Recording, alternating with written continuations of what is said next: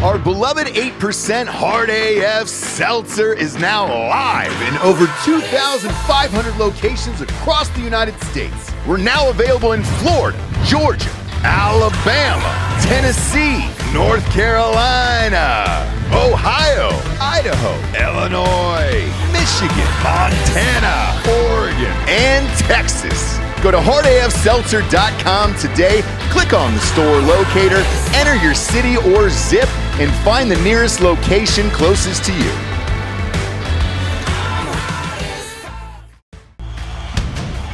Welcome to Drinking Bros, presented by GhostBed.com. Yeah! Welcome to Drinkin' Bros Sports NFL Championship Show. What is it? It's the divisional championships? Is that what they're calling it? Conference championship. That's it. I get them all mixed up now because there's 800 games for every single sport, and God forbid they don't change the name of all these things here, which we'll get into in a second, including the CFP. We're brought to you by MyBookie.com. Promo code Drinkin' Bros doubles that first deposit all the way up to $1,000. Get off the couch and get into the action today with MyBookie.com. D'Anthony Holloway is a little under the weather, trying to save his voice. He was able to do the show today for Drinkin' Bros, which will go out in a little bit, and is trying to save it up to keep getting better. He died of AIDS. They did bring him back to life, so he is alive. As always, we're joined by Derek Wolfe, our co-host here from Wolf Untamed. Who's on the podcast this week? Ryan Mannion. Oh, that's awesome, man. Yeah, she's cool. You got bangers, bro. You got bangers across the board coming out of there. All right, Derek, I don't know if MyBookie will be our sponsor next year, okay? You've been just robbing them. Oh, my God. I mean, the run that I'm on, this heater is just out of control, dude. I mean, out of control. I won $20,000 this weekend. I had the future bet of Ohio State's that I drunkenly made on May 10th, 2024. I canceled the other one. The other one was $5,000. I canceled it after the Nebraska game after they lost all their offensive line. I just didn't think they would be able to get anything going. And, sure enough, they barely did the rest of the year. And they changed the entire lineup for the playoffs, or their offense for the playoffs. So that one was canceled. And then I put $5,000 on -8.5. Also did a 7-point teaser that I love to do with MyBookie on the over, and then the spread itself, and won another 5 or 38 and change off of that. And then at some points in DC, I drunkenly put an extra $1,000 on it, so that was in there at -7.5. Every single thing hit. Will Howard for MVP. I had Judkins as well. I sprinkled a bunch of players because I knew Ohio State was going to win. I thought Judkins was the MVP. We had 3 fucking touchdowns in that game, and they gave it to Will Howard. Yeah, they always are going to default to the quarterback if he plays good. Boo. I just think they were tired of losing money, and they were like, man, that Judkins bet would have paid off at $4,000 for a $250 bet. Oh, yeah. I know. Will Howard was even money, but Judkins was the one. Look, I was there. I watched the game, had field passes, all the fun stuff in a front row seat. By the time the game had started, by the way, tickets had gone up to $8,500. Wow. Yeah. It's That's higher like a Super Bowl. It's higher than any Super Bowl that I've been to. Dan and I have been to a lot over here. I don't think it's ever gotten above $5,000. Well, yeah, those Super Bowl tickets usually get up to like $3,000 if it's like a good one. Yeah. I mean, look, if you're going for lowers that are really good on like the 50, it's like $5,000. I'm talking about like mid-level ones. Like yeah. You know? Yeah. The lowest I ever paid was $2,500 for lowers for the Patriots Rams, but I think people were just sick of seeing the Patriots at that point. That was their last win, so everybody was kind of over it at that point. Whereas for this national championship that we just watched, there was a lot of Irish fans. The red sticks out on screen, by the way, and it pops more, but it was probably 55 to 60% Notre Dame fans, and then 45 to 40% Ohio State fans there. And the sentiment that I got from most of the fans, because I ended up sitting in their section, which, Bob, you can pull up this photo here in a second. is that because they haven't, won since 1988, they didn't want to miss this. So yeah, that's me and my buddy, one of my fraternity brothers in the red there in the front row. There's the coach on the field, obviously. So they just happened to be there. To say that we had good seats would be an understatement. And look, it helps when you own your own ticketing company on drinkinbrostickets.com. But we still have to pay for them a little bit. And I don't know how the casual fan was able to go to that. It was a lot of rich old men there, is what I will say. And most of them just wanted to see Notre Dame win a championship before they died. And thankfully, that'll never happen for them because they lost. So, sorry. I hate Notre Dame, so I'm happy to see it. Okay, good. So, with Notre Dame, I said the same thing all year, long as I've said about the Vikings. I just never believed in that team. Ohio State's got the best defense in the country and all that stuff. And I thought this was going to be a blowout. It was until they decided to just, not play anymore. Reminded me a lot of that Tennessee game where, end of the third, they were just like, 31-7. Cool, man, we're going to win this fucking game. Notre Dame ended up coming back towards the end, and then they were like, look, we're just going to throw it to Jeremiah Smith and call it a fucking day. It's exactly what happened there, and Ohio State covered. We won all the money, and they're national champions. Looking back at this season, though, you're going to have to get used to a lot of different shit in college football. One, the conference scheduling thing, which I've chatted about on this show for a long time, let's take Ohio State, Michigan, for example. The game is now not the game anymore because it just doesn't matter. Unfortunately. Well, yeah, Ross, it's because guys, it was such a big game because you got guys that are there for fucking 4 or 5 years. And it's like fucking do or die. You got to win at least 2 of those fucking games. You know what I mean? Keep it even. And now you got guys just transferring in for a season, and it's like, okay, this is a big game. But they don't really give a fuck because they weren't there as a freshman, and they didn't come in there on the visits, and they didn't do all that shit. It wasn't. You know what I mean? It's not there. There's no pride. It's just like, hey, they're giving me the most money, so this is where I'm fucking going. Yeah, and it sucks for me. I mean, I've been telling Bob and Zelko this throughout the season here with this 12-team playoff. A fan like myself, trying to get used to a new format and scheduling like this is literally forgetting about the last 100 years of college football for us. Is like, if you lose the Michigan game, you were not in the playoffs. You were going home. That is it. Your season is over. I talked about it when I was in school there in the 90s. We finished number 2 3 out of my 4 years in college because we lost the Michigan game 3 out of those 4 years. The only year we beat him was Brady, when Tom Brady was quarterback, ironically. And we were out. We did not make the national championship. Even when it switched to 4 teams. Typically, you lose to Michigan, you are not going to the national championship. That is it. It is over with. It only happened once, where we lost to Michigan and then they put us in anyways. I think it was 2 seasons ago.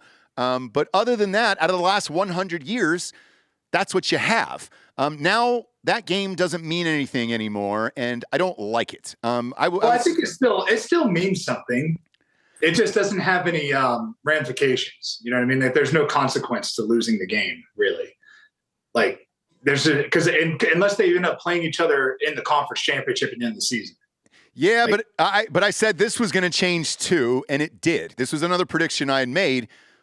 If the last game rivalry week doesn't mean anything, and you can still get into the playoffs and lose with a 16-game schedule, why are you having conference championships? I think they will end up canceling those. I think they should. I don't think those. What the fuck do you have that for? I don't. What is that for? Back when it was a 14 playoff, that was kind of your last big push to get into the 14 playoff. So then you won that conference championship, and then you got into the playoffs, essentially. Only a few times did it not shake out like that for, the ACC or the Big 12 or something like that. Yeah, TCU lost to Kansas State, still made the playoff. Right. And so that's kind of the difference there. And I predicted this as well throughout the season. I go, look, let's take Georgia, for example. Georgia, loses Carson Beck in that championship game. They had already beaten Texas at Texas. I think Georgia goes a lot further in the CFP if Carson Beck is healthy and that's their starting quarterback. Matter of fact, I think they probably would have been in the championship against Ohio State. I thought those were probably the two best teams heading into this. In Oregon, and, look, all four teams that had a bye lost. They were out, very similar to Major League Baseball. I heard they're not going to make any changes, but then the ACC yesterday said, hey, dude, we're thinking about doing away with the college champion or the conference championship because we don't want another loss. We'd rather get another team in the playoffs. So they're trying to do potentially some in-season thing now where it's like the best of 4 games or something. The pitch is awful, by the way, if you get a chance to read it. And I think that's fucking stupid. You're going to have to reformat all of this. And then the other thing that I'll say is at the end of it, as a fan, just as a fan of my school, I was exhausted after this season. You're looking at 16 fucking games here. It's the end of January at this point. Yes, do I love extra football? Sure. But I picked every single fucking game. I was 11-0 in the college football playoffs. It's pretty easy with the way that it's set up, in my opinion, to pick these teams. Now, the one game out of all of them, out of the 11 that was an absolute fucking snow job was Arizona State. And I still think they have a gripe to this day for not calling that targeting play. The kid was knocked out on the field. But everything else was kind of chalky to me, and it was an easy call. So they got to figure that out. Now, ESPN does not get the rights back to it until 2026. And what they said yesterday was, unless there is a unanimous decision within the committee to change the rules on the seating of this shit, you're going to have the same thing next year. So I don't know how it gets better next year. And then your problem is it goes to 2026 with ESPN, and then looking at the ratings and everything else that came in for these guys, they're going to go to 14, 16 teams at that point. That is way too many games for college kids to be playing and then asking them to go to the NFL. I mean, you're going to start seeing some load management where an Akron, let's say an Ohio State plays an Akron or a Bama plays a Mercer. I think you're going to have these load management games where it's like, all right, let's just treat it like a spring practice game or a scrimmage and then put the B team in there. Yeah, but they kind of do that anyways. Yeah. Like you usually play like the first and second quarter, then you're done. Like even at Cincinnati, like we would play, anytime we played like a 1AA school or like a Miami of Ohio, like I wasn't playing the second half, you know, like I wasn't playing the second half of that game because what's the point? Like we're beating them by fucking 4 touchdowns. Like what does it matter? Yeah, exactly. The other thing too is the depth of this. The depth is the biggest factor to me. You're going to have to ask these kids to either split time, not be the guy at every single school. And Ohio State was the perfect example of that this season. They had 2 running backs who rushed for over 1,000 yards and 2 wide receivers who had over 1,000 yards.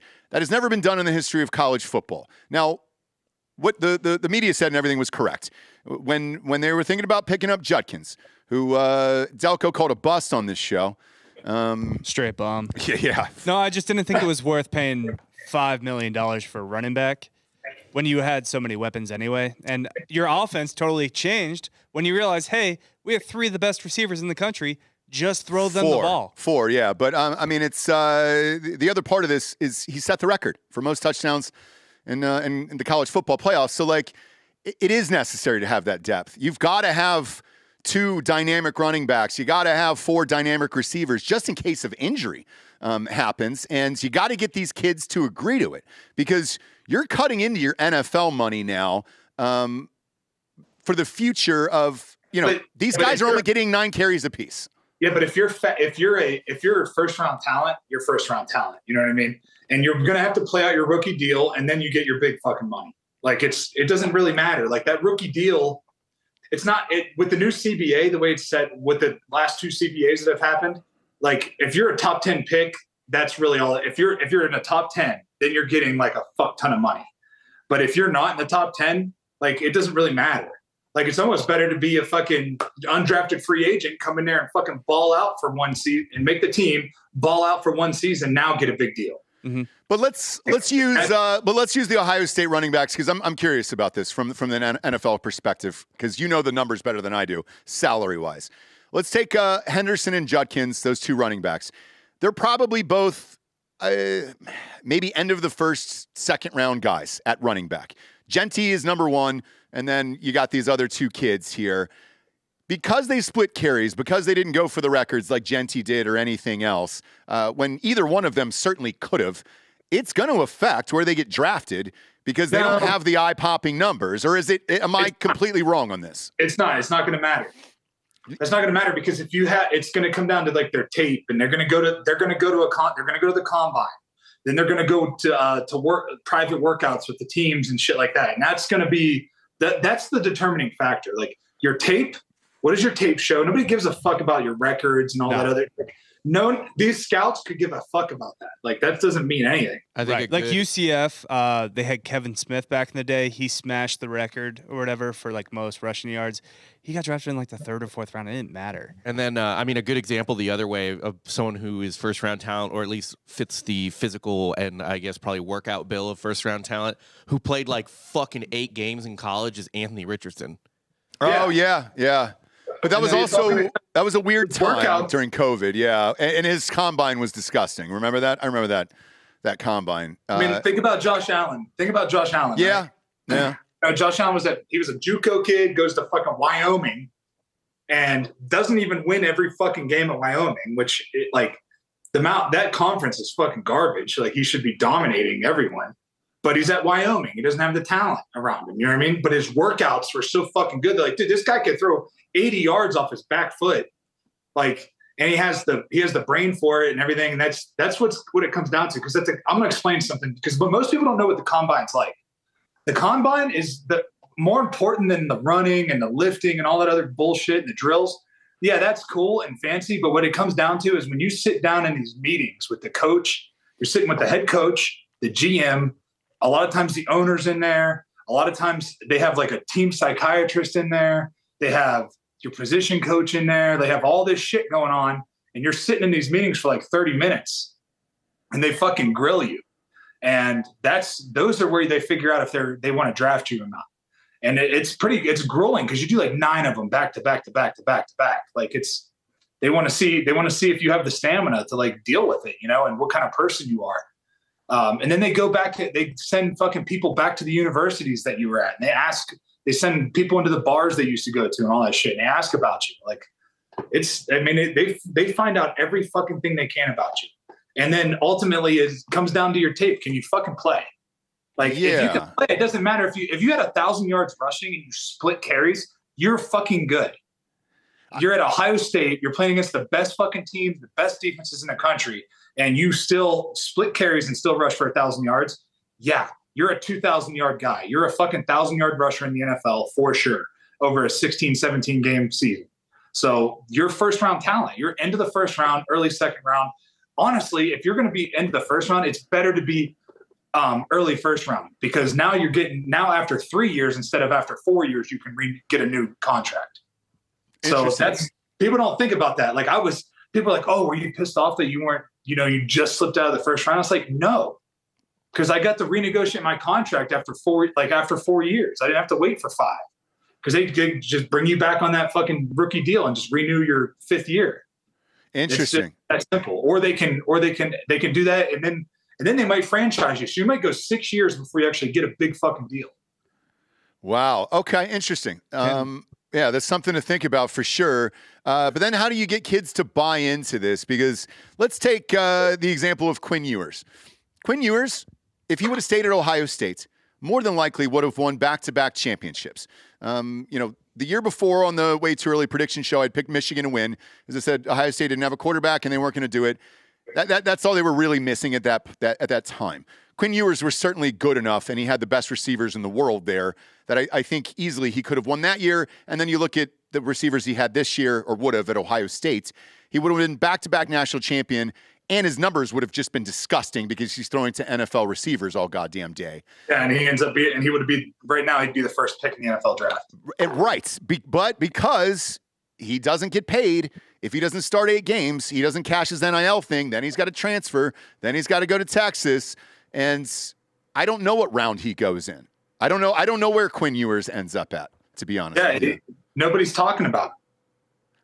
Nobody's really talking about it. No. And Texas was, because Texas, just like Ohio State, has the best fucking players coming there. Mm-hmm. Like they always have. It's always been that way for Texas. They always have the best players in the country are going to consider going to UT just because of the campus is unbelievable. Fucking Austin's great, and then the history of the place. And then it's just, that's the way it goes. But if you're you think he would stand out a little bit more. And he didn't do anything that really stood out. It was like, it kind of sucked for him having Arch Manning come there because everybody was kind of like, oh, we want to see Arch. He fucked it off. But it shows you, Joe Burrow left Ohio State, and it worked out for him. Yeah, right? But he had the best receivers there were, looking back at it, because that 2019 team was still offensively, the craziest numbers I've ever seen. But he had Justin Jefferson and you're talking about LSU. Yeah. He had Justin Jamar Jefferson, Chase. and who was the second receiver he had on that team? Was it Jamar Chase? Yeah, Jamar Chase. Yeah, Jamar Chase, and then Justin Jefferson. You're just like, holy shit, right? But the same thing could happen at Ohio State. Ohio State has the best wide receivers in the nation, and it's been like that for 20, 30 fucking years at this point. If you're a quarterback, I don't understand why you don't want to just pad your stats and just chuck to these guys all day long. It doesn't make any sense. I don't understand why he would leave there. That doesn't make any sense, especially if you're on deck. You're the dude. That's it. You're on deck, dude. What's the? I still can't remember the fucking quarterback's name in Ohio State. Still, it's just because their receivers are so fucking good and their running backs are so good that I just what's Will Howard, right? Yes, Will Howard. And we got him on 1 year. It was a 1 year transfer, and I said I was really happy about it. You guys were not, but I said, look. He's an excellent game manager. He's going to fuck up one play a game. If you can live with that, great. And that's what happened. The 2 games he lost, he made 2 bad plays. He made 1 bad play against Oregon, not sliding in time. And then Michigan, he threw the pick 6, or they got right down to the goal line or whatever it was. And then that was it. But the rest of the games he played in, I think he finished number 2 in the nation. It was pretty good. QBR-wise, he was incredible. And that kid, who we really don't know too much about, now played himself into the draft. He's going to get drafted somewhere. He's a smart dude. He's a likable guy, and he's a leader for sure. And you saw him leading this team that he was only a part of for 1 fucking year. And he said all the right things to the press and the media. I bet he gets drafted higher than Quinn Ewers. Great question. I bet he does. I mean, we'll find out, and that'll be the real test. That's where the workouts are going to come in. That's where the workouts. They're going to work these fucking quarterbacks out. The combine's going to be big because they're going to want to see these guys at the combine and the private work. I'm telling you, these private workouts, I'll just explain. I'll give you an example of what it was like for me, right? So I'm at Cincinnati, and you have to stay in Cincinnati because the coaches are going to come there and work you out, right? So I had private workouts with Baltimore, Cincinnati, New England, Pittsburgh, Kansas City, and the Rams, and I think 2 other. I can't remember the 2 others, but the one workout stands out to me, and it was the Kansas City one, and it was with Anthony. His name was Anthony Pleasant, and he fucking put me through one of the hardest fucking position workouts. And you're by yourself out there. Sometimes, if you're like Ohio State, there's probably 2 or 3 D linemen that they're looking at, so you'll be with those guys. But at Cincinnati, it was just me. On the D line. Well, we had 1 other guy that got drafted in the 3rd round, but these teams were there to look at me because I was a potential 1st round pick. So they were like, we're going to fucking work Derek out by himself. But this guy put me through this fucking crazy ass workout. And at one point we were wrestling. We wrestled. He was a big fucking dude. And he was like, come on, take me to the ground. And I was like, I was exhausted. And I did. I fucking took him to the ground, Yeah. And he just he was like, all right, good workout. And fucking slapped my hand and left. And I fucking fell flat on my ass on the fucking ground because I was exhausted. And then tomorrow I got another workout with New England, So that's how those private workouts go. It is a one-on-one fucking workout. There are no cameras in there. So they're really getting to know you. That's where guys that's where you see these guys, especially offensive linemen and random positions. We're like, who the fuck is that guy that they're drafting in the 1st round in the top 10? It's because he went through a private workout and he saw how fucking good he was. And they watched his tape, and then they're like, oh, okay, we're going to draft him. And that's where a Quinn Ewers and stuff, they're going to test out really well at the combine. They're going to look good and everything. And but those private workouts, when they're going to put them in real world situations and put them on the board and make them draw plays and make them break down defenses. And that's where they figured out. Like Will Howard is going to test out good because he knows how to fucking read a defense. Yeah, and the other thing I was shocked about was because I was on the field, he is fucking massive in real life. Like, I was unaware how big Will Howard is. He was probably kissing 6'5", and he looked like maybe he was 240, but he was jacked. Like, that was a big fucking boy. Well, same with Bo Nix is bigger than you think too. Like, oh yeah. When we were on the field with him, I was surprised by that. Yeah, he was a big boy too. And then a bunch of GMs were down there, obviously looking at Jeremiah Smith. Everybody that I had chatted with and their scouts and all that other stuff, they were like, man, if I could draft him first right now in this draft, like that, he's ready tomorrow. And he's like, I've never seen an 18-year-old kid that I hadn't either. Like, so in real life, here's how I'll describe him. Terrell Owens, I think, is the closest comparison. I still think Calvin Johnson was a little bigger than him, but obviously. What about like a Demaryius Thomas? I think he looks like Demaryius. No, he's a little. Demaryius was huge, like just like broader shoulders and everything. But this kid is fast. He is big. He can cut. It's nuts, dude, for 18 years old. And like the scouts and all those guys were salivating.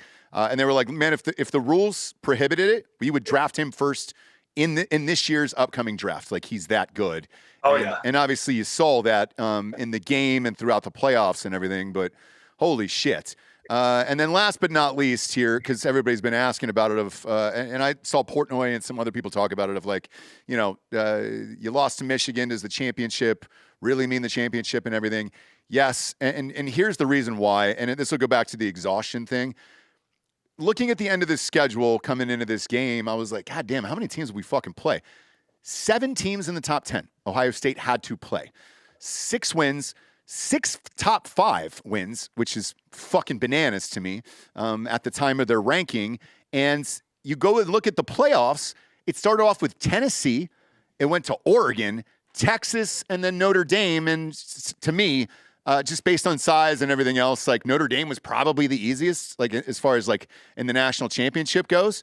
Tennessee in that freezing cold, they just didn't want any part of that bullshit. Oregon's a timing offense, and they had a bye, so we caught them at the right time, I think. I wonder if that game is different if Oregon, is able to have a game before that. I really do. I don't think it's different because it's hard to beat.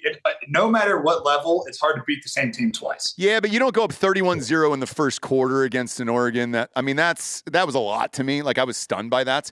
I thought we would win. Also, kind of switched up their offense right there against Oregon. You know what I mean? Yeah.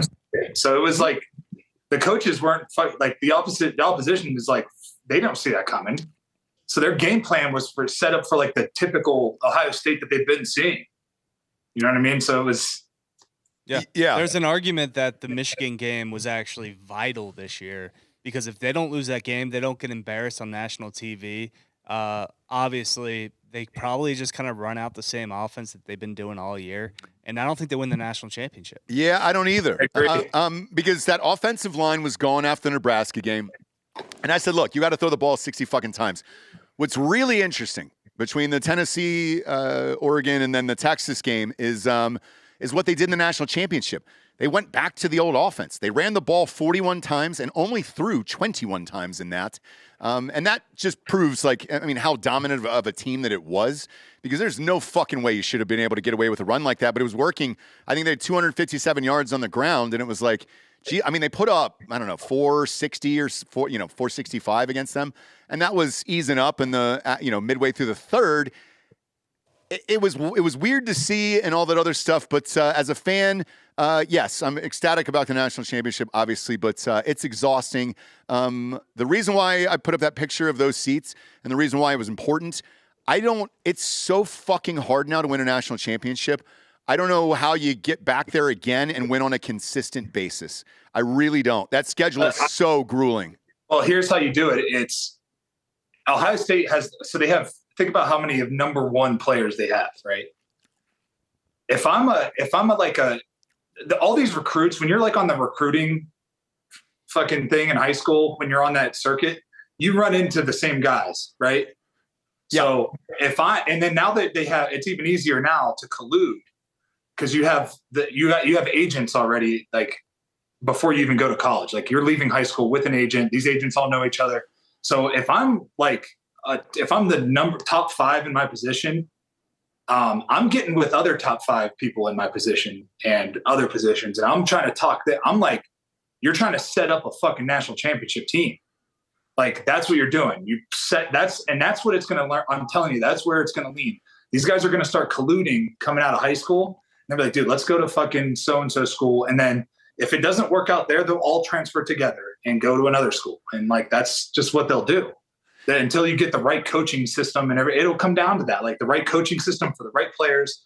And Ohio State they're always going to have that. They're always going to have that. Like it's Ohio State. Like it's the number, like when you're growing up, especially in Ohio, like people thought I was fucking out of my mind for not going to Ohio State. It's because I didn't want to play offensive line. Like that's why I did not want to play. They were like, you're fucking white and you're big and you're athletic. You're playing fucking offensive line. And I was like, no, thanks. Like I had no interest in it. Did not want to do it. But, looking back now, I could be like, maybe that would have been a better decision because I probably would have been a fucking top 5 pick. Would have played for fucking 15 years at left tackle and made a fucking $150 million. But would I have had fun doing that? No. Not. I would have fucking hated it. And they would have been awful. I hated playing offensive line so much, even though I was good at it, but I just fucking hated it. But at the end of the day, man, Ohio State has this, like, people were like, you're out of your fucking mind. Like, just to go to Ohio State and sit on the fucking bench would be an honor. And I'm like, fuck you, but like, that's how Ohio State still has that allure to it. And they have the potential. You're getting the best of the best at every position. So you're going to get guys colluding together, and that's how you do it. And it also gives opportunity for like a school like an SMU, right?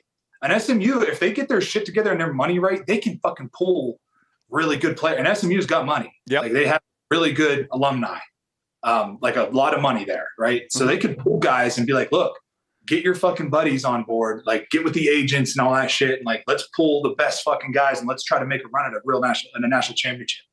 And I think that's what we're looking at. We're going to look at these, like, they're going to play like this money game where they're just going to pay these fuckers so much that they're going to come there. They're all going to come together. It's like, hey, we have $100 million to spend over the next 4 years. And let's try to get the best fucking guys we can over the next 4 years. And all you have to do is for one season. With the transfer portal now, you can time it up perfect, right? So if you have the money and put it in place, you can time it up.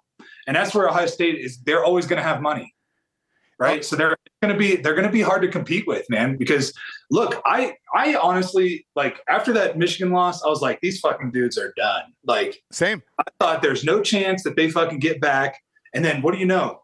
The college football playoff gets there. They fucking squeeze in there and they fucking kick everyone's ass because they have think about the coaching staff they have, right? That coaching staff aligned with those players, like, it's that you don't see that. Like, you just don't see it. It doesn't happen. But now it's going to start happening with college football. And that's why you see Bill Belichick going to college football, because it's the same game as the NFL. It's a money game now. Well, the interesting thing about Bill Belichick is he still hasn't signed the UNC contract, allegedly. And there is a rumor he's still talking to NFL teams. We'll see what happens and how that plays out. I can't confirm that right now. But yeah, he's doing it for the college girls. Like, let's be honest. That's what I think too. And it's a fun thing in your 70s to do. And congratulations. But yeah, to your point about collusion, that's already happening now. Ohio State got the #1 quarterback in the transfer portal from Alabama, Julian Sand. Now he's going to get to throw to Jeremiah Smith for 2 years, and Carnell Tate and Brandon Inniss and all those other guys. So yeah, it's happening. I see it behind the scenes, and you know it. But we also have a number after this year. Ohio State, I think, finished 4th or 5th in NIL money, highest NIL money, and that number today is currently sitting right around 20 to 25. I think Oregon was the highest with 23.5 or 24. And then it was A&M, and then it was Georgia, and then it was Ohio State after that. But you know a number right now. You've got to get to that number to be competitive and to get the depth for a 16, 17 game season now. And then you got to convince these kids to stay together and then try to stay healthy throughout it, because you were playing an NFL schedule as an 18-year-old, and that's a big, big ask right now. But the plus side is you have fucking 110 guys on the team. Yeah. So you have twice as many guys on a team. And if somebody gets hurt, like there's the fucking guy that's ready to go. It's not like it used to be where especially at Ohio State, like that, that like if you fucking get hurt, your backup, he might come in there and be better than you. Oh yeah. It's not going to be like that anymore. I don't think. Just because, unless you're a senior, and a guy's like, hey, I'll fucking come and sit for 1 year. And then I know I'll start for the next 3 seasons, and then I'll be a first round pick, that might happen. But if you're like a sophomore or something, you don't really have to worry about losing your fucking job. Like that's not going to happen, So if you got like a nagging injury, you can take the time to let it heal. It used to be that way. No, it didn't. And today is January 22nd. I'm going to make a way, way too early prediction here for next season, just the opener. I think they'll put Ohio State at 1, and I think they'll put Texas at 2 going into next year, or flip it. Either Texas will be 1 and Ohio State is 2, simply because the first game opening weekend is Texas at Ohio State. It is Arch Manning's first start in this new chapter, in this new world. Sark, by the way, they gave him a 7-year extension at University of Texas. And why? He's the reason that they didn't win. I don't know. That's what I'm saying, man. Well, I don't know.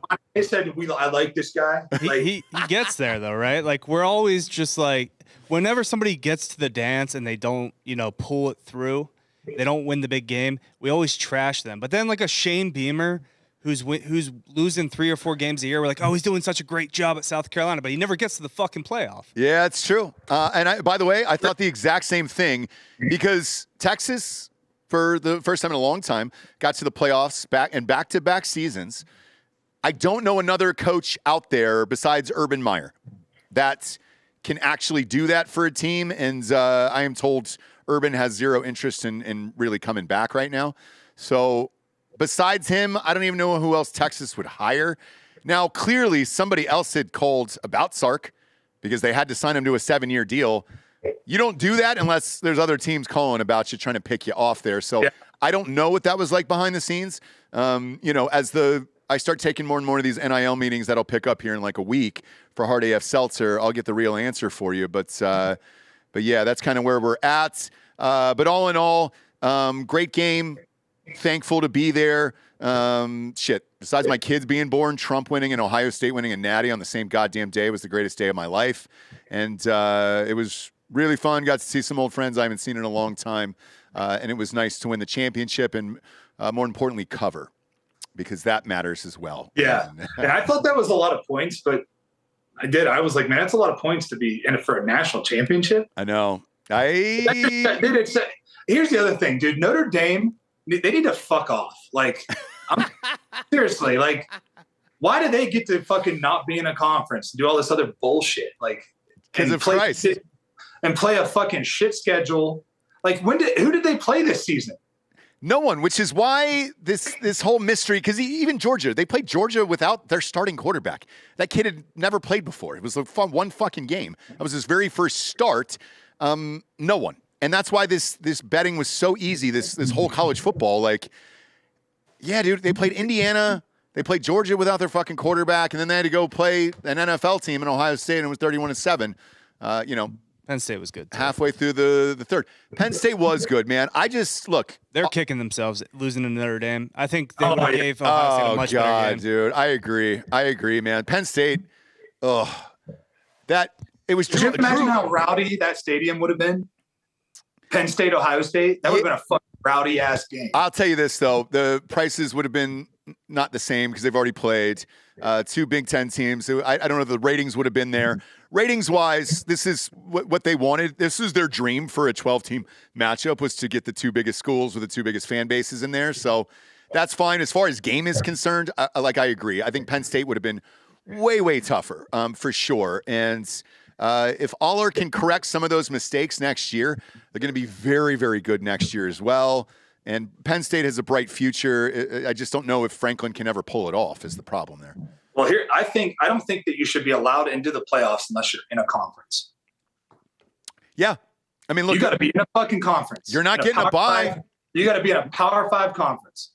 Like, fuck you, Notre Dame. You proved that you didn't fucking belong there, first of all, because you were down, what was it, 31-7? Yeah. I mean, they got there, right? Like, they still beat but Georgia. they got there They still beat Penn State. I think they proved played thirds all season, though. They didn't play 6 fucking top 5 teams. Aller made some horrific mistakes there. Penn State handed them that game. Do you want to know their schedule next year? It's pretty good. Oh, Notre Dame? Yeah. Read it off. You got Miami, Texas A&M. You got Boise, USC, Syracuse, Pitt, Navy. It's pretty good. It's not bad at all. They got Arkansas as well. So they're playing Arkansas as well.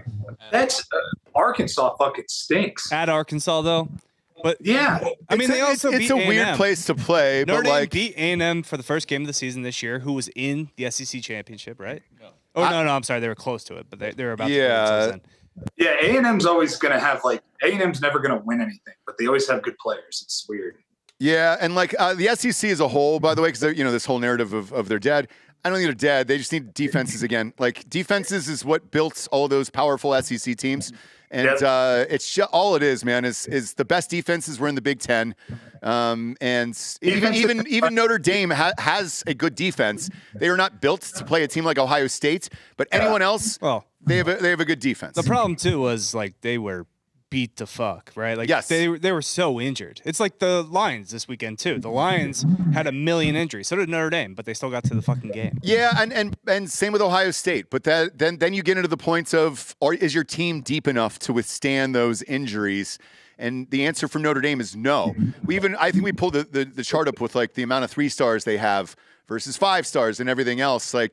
They just don't have the depth. And those stars don't fucking mean it. They don't mean shit. No, I get it. But let's say you go through these horrific injuries like in Ohio State or in Notre Dame. You can at least plug in somebody who's, Bob always says this all the time. It's another 5-star. And you're like, yeah, you can. And at least body-wise, size-wise, it's a guy like you. It's not the guys that were at Boise State, who are the little kids out there. And then that's the difference. For Notre Dame, just buy a quarterback. I don't get it. That kid can't really throw the ball. He ran the entire time, and it was just all right, cool. Just force him to throw, and you're going to win. Even the first drive of the game was 10.5 minutes for Notre Dame, and that was the key to beat Ohio State, and I said this weeks ago.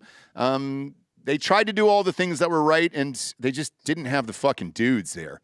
The problem with Notre Dame is they have to do something to change their image a little bit, because Notre Dame's not a fun school.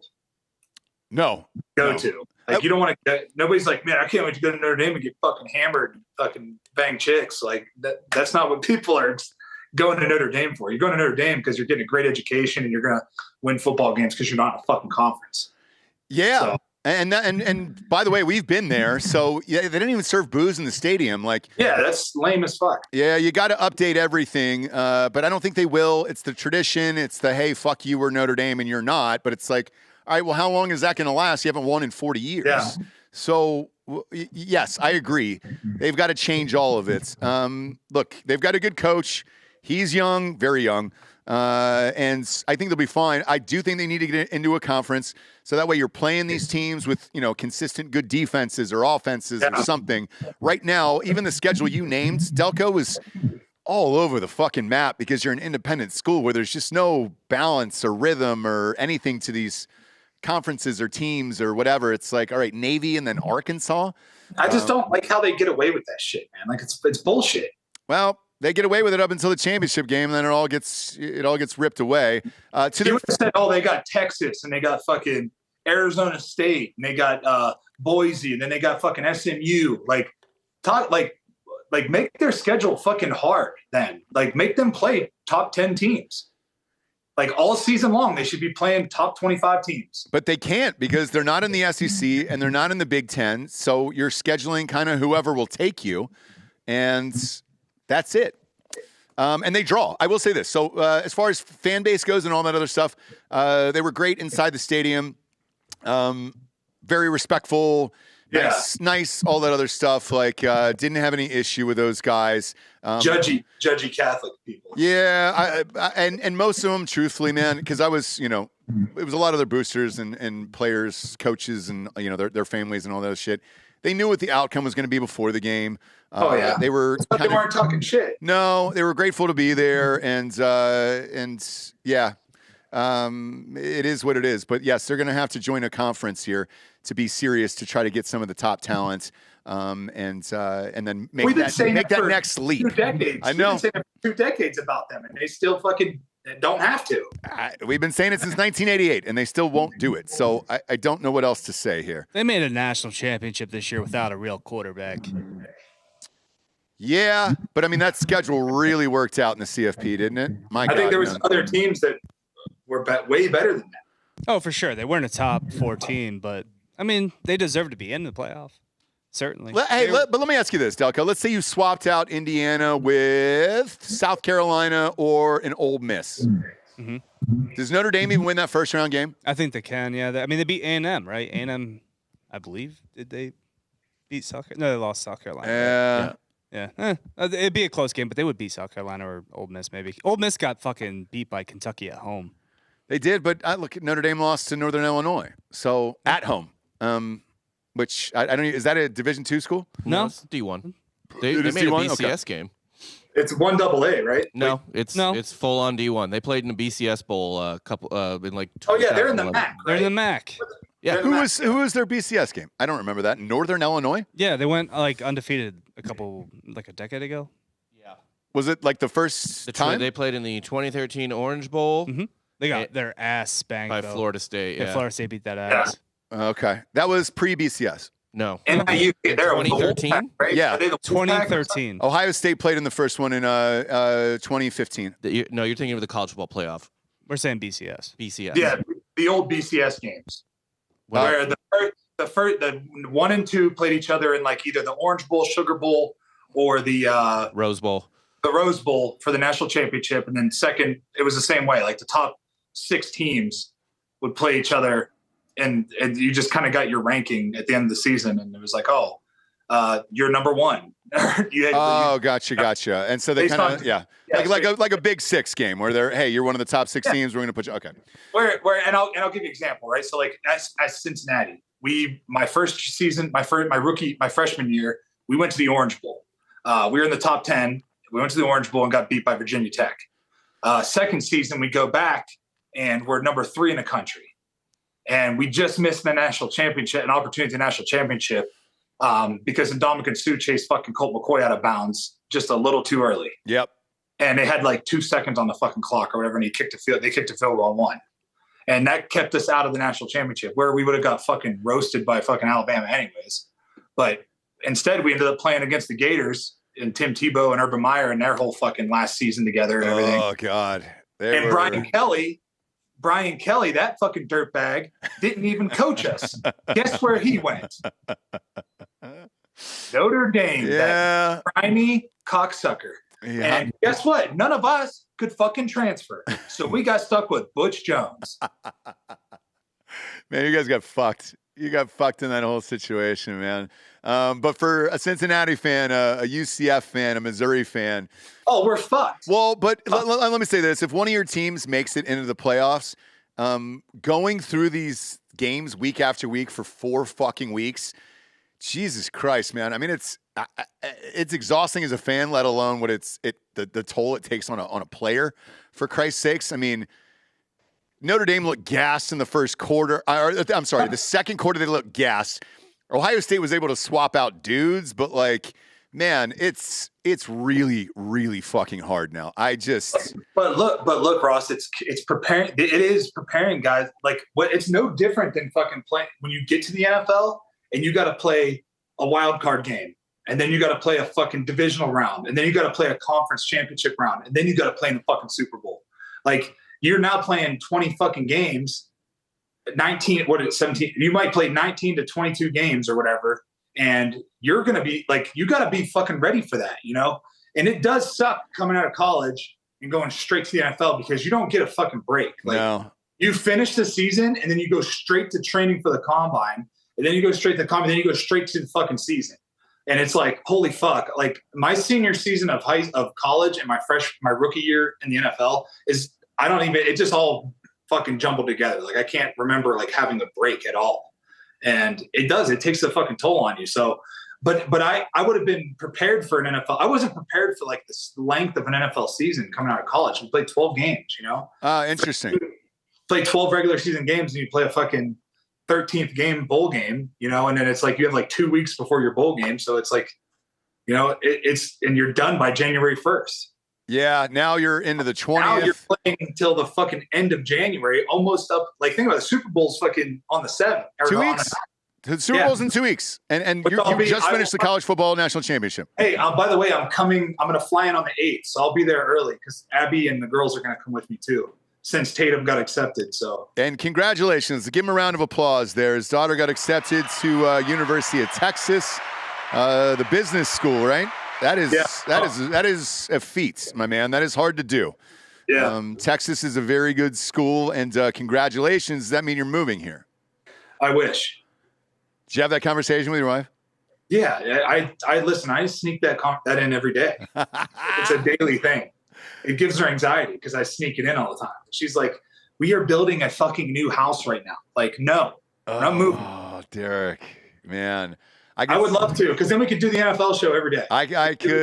Dude, also, man, I could save you a lot of production money on the back end for that, you know? Just think about it. Just pitch that number to your wife, you know? We know what that dollar amount is. You pitch it to your wife and then see what she says. So, look, we got some sponsors here to read, and then we'll get to the NFL, the craziness of last week, and then the new hires and all that other stuff. And then this week's prediction. There's only 3 NFL games left of the year. And then, sadly, football, as we know it, is over until August. First and foremost, mybookie.com. Promo code Drinkin' Bros doubles that first deposit all the way up to $1,000. Whew. All right. A lot of people are asking me to post what I have made here because I'm in the Delco dream. Delco's dream, by the way, on the show, the producer, Derek, was to finish the year up $25,000. So I start with 5 every year. It's my own money, and then I kind of build from there. Had a lot of wins early, middle of the season was trash for me, especially in the NFL. College, I'm always great all year round. Just seeing the size of these guys, like I think college is a lot easier to pick than the NFL. Even when you and I were on the field for the Broncos game, man, every dude is the same fucking size as you. For you can't tell. No, dude, it's impossible. College, but it's funny because you look at Mahomes. If you didn't know Patrick Mahomes was Patrick Mahomes, you'd be like, "Who's that fucking nerd?"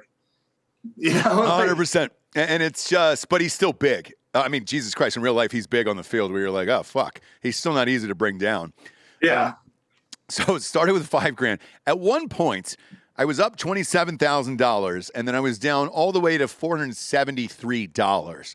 I had a bunch of parlays sitting out there, and then won $23,000 in one weekend, going perfect across the board. After last weekend, and you guys obviously see my bet slips and Drinkin' Bros Sports every single day, the current total that I am at is $49,235.36 right now, which is absolutely bananas. I don't think I've had a year like this since we started the show, year one. Dan and I didn't know what we were doing, and my bookie had given us $5,000 a piece for Dan and I, and they said, okay, we want you to bet on the games and everything else, and online gambling was kind of new. We didn't know what we were doing, and I'd been used to going to Vegas and doing it in person, and we bet all of it on Clemson because the contract had started in August. And then Clemson ends up winning, and I think we won $48,000. I'm in that range now. How hard I go on these next games, we'll see here. Man, there's a point where you definitely want to walk away, but we'll see what the matchups are. I mean, preseason on this show, NFL-wise, let's talk about college. Preseason college, I said take Ohio State. I've now done this 6 out of the last 8 years. My preseason pick has ended up winning. This year, I said Eagles versus fucking Chiefs again in the Super Bowl. It wasn't sexy. It's just what I genuinely thought it was going to be. And I still think that's where we're headed here. And so there's a lot of money on that as well.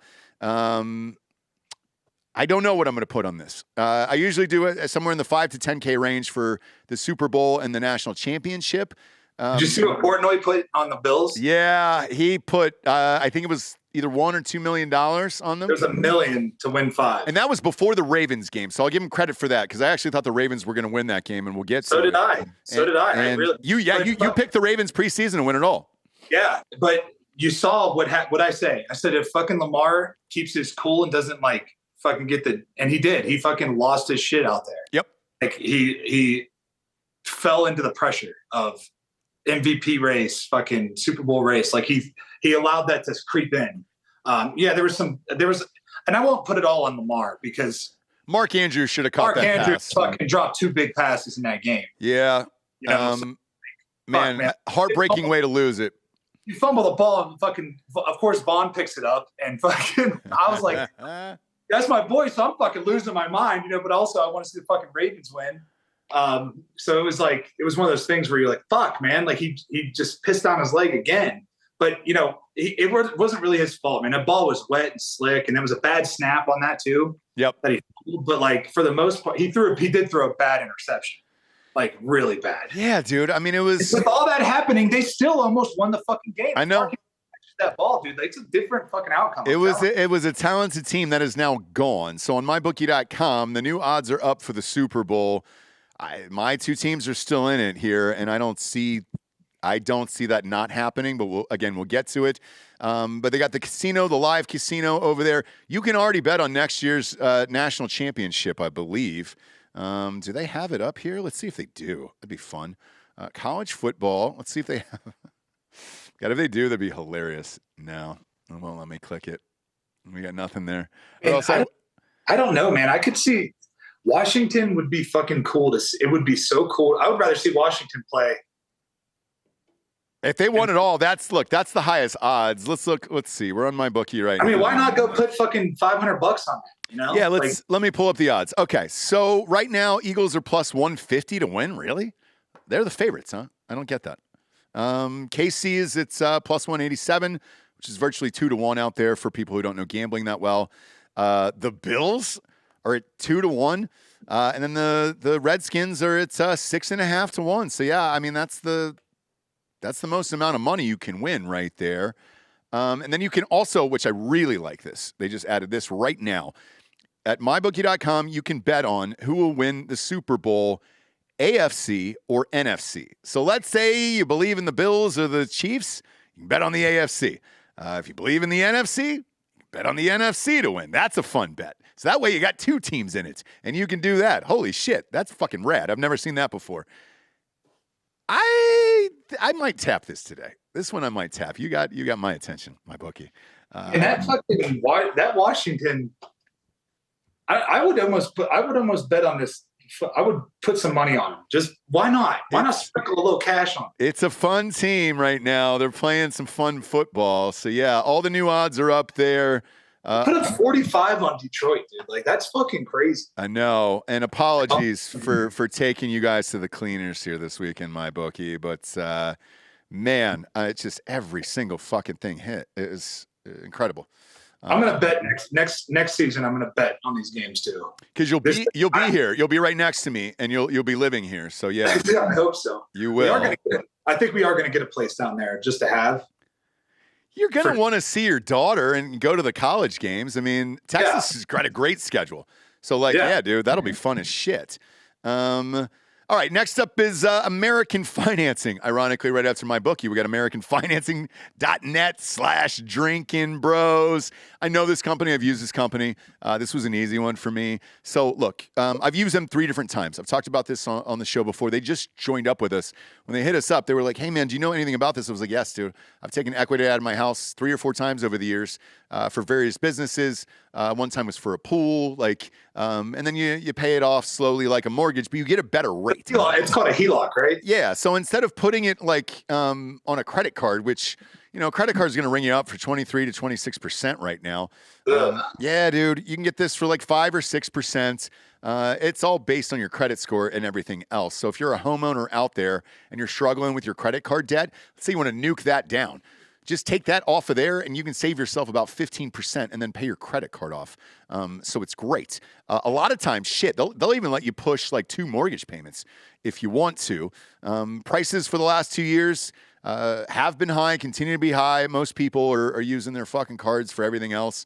I know we've been with all these various companies and everything because of inflation. So if you're looking to save some money here, start cutting down those credit cards, interest rate, or just, build something cool, add on to your house or get a new kitchen or whatever it is. Their mortgage consultants are salary-based, so there's no incentive for them to put you in a loan that doesn't make sense. Customers on average save about $800 a month, and you can just call them to save them. That number is 866-887-2275. And they don't charge you any upfront fees or hidden fees or anything else. And you might be able to close in as fast as like 10 days. Usually most of these places are like 30 to 45, which sucks. And they've helped hundreds of thousands of people on there. And you can go to the Google reviews and then check them out. January is the time to get your financial house in order and off to a good start. So you can say American Financing helped you out there. Check out americanfinancing.net/drinkinbros or call 1-866-887-2275 to learn how homeowners are saving $800 a month on average. NMLS 182334. That is www.nmlsconsumeraccess.org. We'll also put the link in the audio description and all that other stuff. Next up is firstform.com/drinking bros. Love First Form. My God, man. I missed it when I was home. I forgot to take it with me. Packing last minute for kids and all that other stuff over the Christmas break. And I forgot. I'm so pissed off, dude, because my kids have got coats and all this other shit. The luggage started stacking up and I forgot about it. Luckily, I got 2 brand new boxes on set here of the level 1 bars. Protein is what they were built on. They got the protein powder, which is amazing, and a ton of different great, awesome flavors. Vanilla, red velvet cake, birthday cake, a bunch of other stuff. The protein bars are the best in the biz. The level 1 bars. Peanut butter, chocolate, pretzel. I had the birthday cake finally. It was amazing. And then also the cookie dough one those are my top 3 over there. And their protein sticks are the best. I know you use these products too. I saw them at your house. God damn, First Form is the best. Yeah, they're the best. Those level 1 bars, like, I'll just give you an example. This weekend, right? So I fucking hate traveling mostly because the food sucks everywhere you fucking go. Airport food is bullshit. Yep. Like these restaurants, you get into a like most of the time you don't have time to go sit down and eat at a restaurant. So what are you going to eat? Fucking Chick-fil-A or McDonald's or some other bullshit and fucking have bubble guts the whole fucking flight? Like, no thanks. Dude, those First Form bars, those level 1 bars saved me so many times on these flights because I just fucking pack my bag full of them. Like, yeah. Right? You don't have to worry about it. You just pack my bag full of those and the meat sticks. And my fucking daughter, my 5-year-old daughter, loves them. Like, she loves those meat sticks. So does my kids. They love them as well. They have them before jiu-jitsu, and they're great, man. And the micro factors, best in the biz. Take the guesswork out of your vitamins, dude. They just divvy them up for you. It's got the big 6 in them. It's got the antioxidants, CoQ10s, multivitamins, fruits and veggies, EFAs, and the probiotics. Comes in this beautiful box here you see on screen. 30 pouches. All you got to do is reorder every month, and then you're good to go for the day. Also love their liver detox. I love their whole fucking company. Yeah, it's the best. It's the best.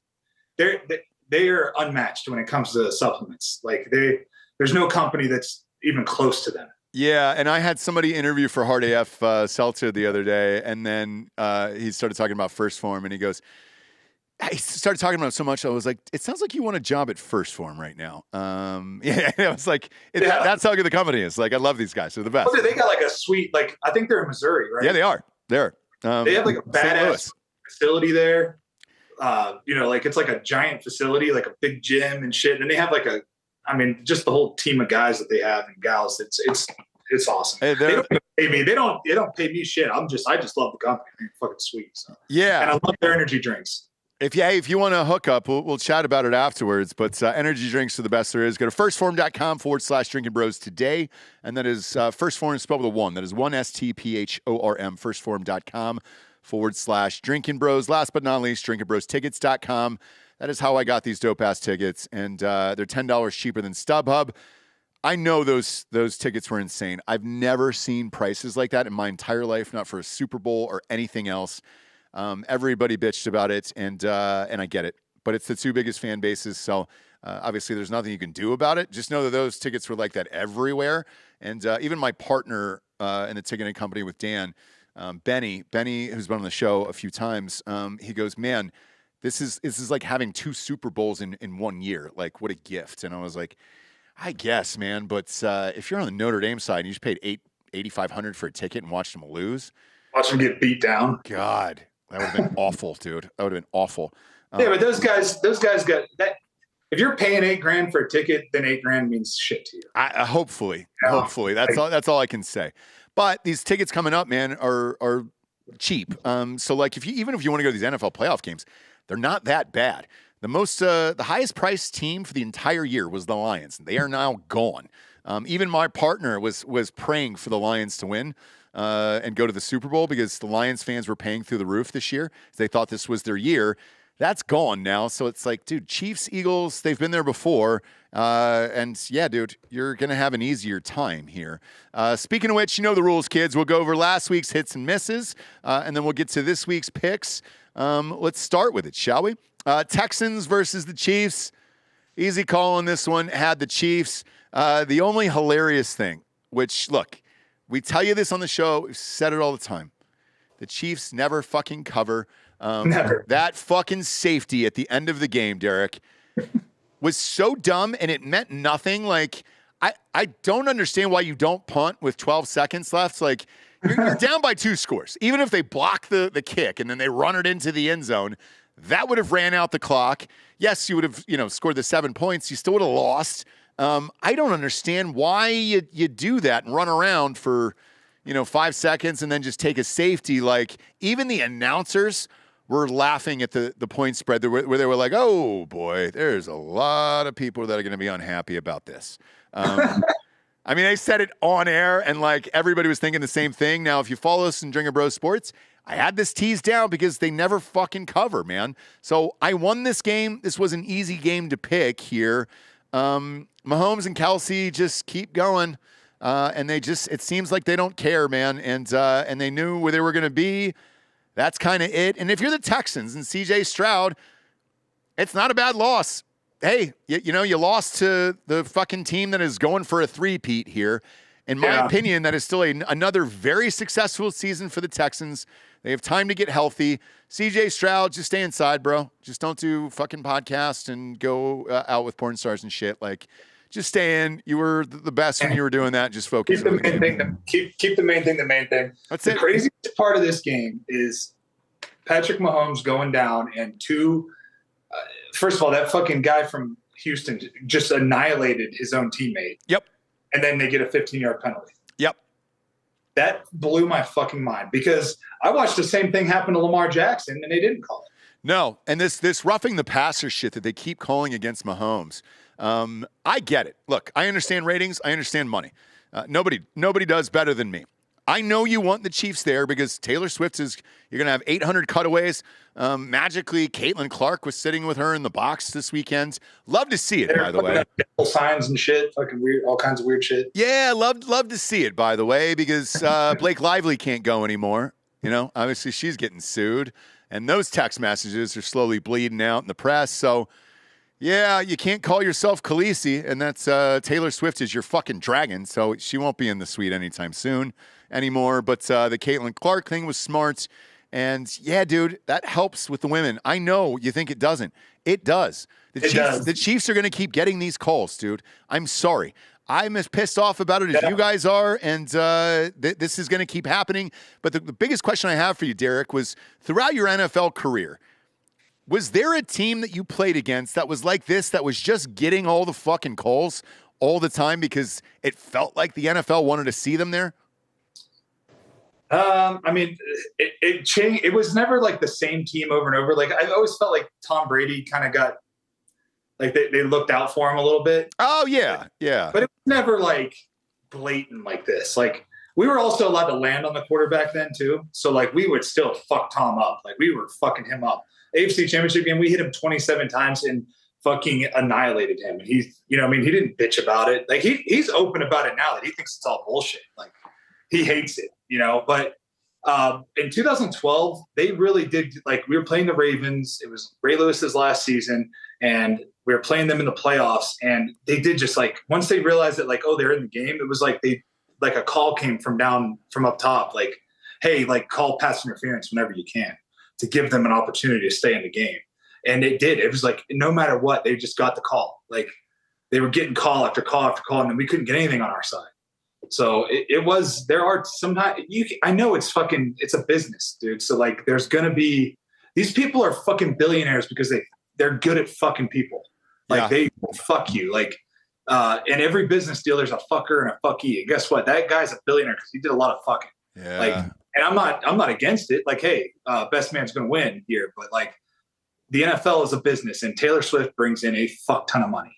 So they're going to make sure that any chance they can get Taylor Swift at a fucking game, and they're going to do it because she is the highest grossing fucking artist. Like, I mean, ever. Like these fucking, 14-year-old girls aren't going to watch 9 to 14-year-old girls aren't going to watch fucking football, but they will watch this game because guess what? They might see Taylor Swift. Yep. And, that's Taylor Swift's boyfriend. And they're all caught up in the bullshit. Yep.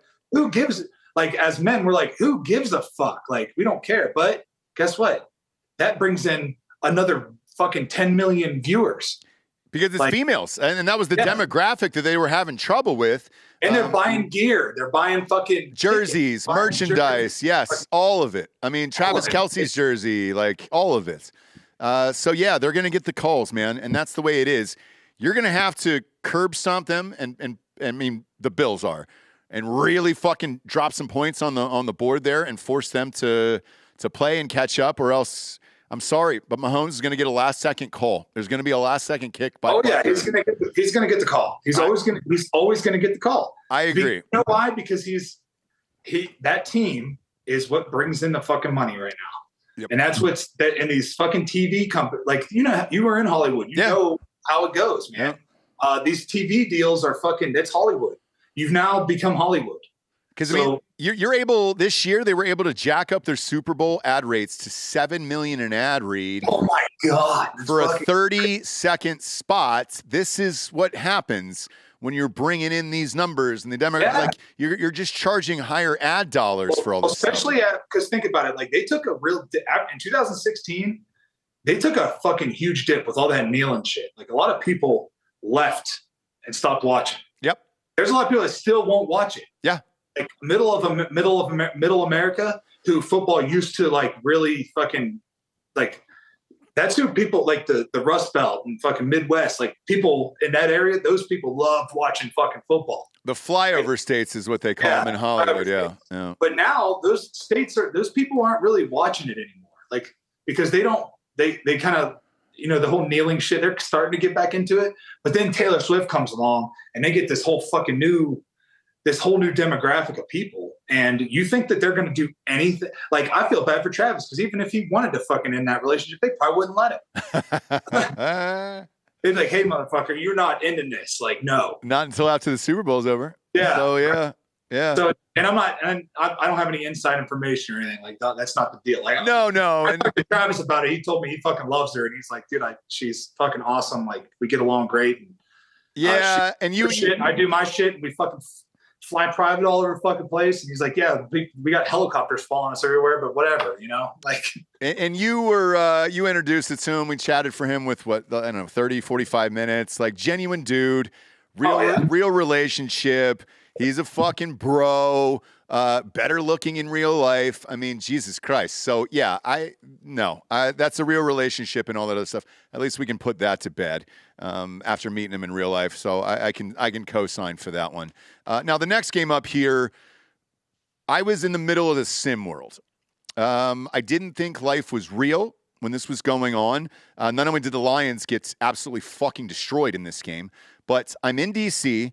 For the inauguration, and you go to these parties, and it's kind of like a Sundance type of thing where you just kind of go from party to party to party.